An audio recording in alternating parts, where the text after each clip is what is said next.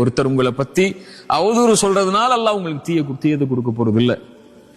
நீங்க செஞ்ச பாவத்தையோ நீங்க செஞ்ச பாவத்தை பத்தி பேசுறதுனாலயோ அல்லது செய்யாத பாவத்தை பத்தி பேசுறதுனாலயோ அல்லாஹ் அவருடைய வார்த்தைகளை கொண்டெல்லாம் யாரையும் கணக்கிட போறது இல்ல.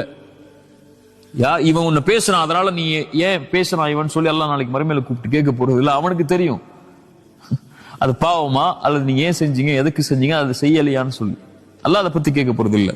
பல் ஹுவ கைருல் லக்கும், அது உங்களுக்கு தான் நலவு. ஏன் நலவு? அவங்க யாருன்னு நீங்க தெரிஞ்சுக்கலாம்.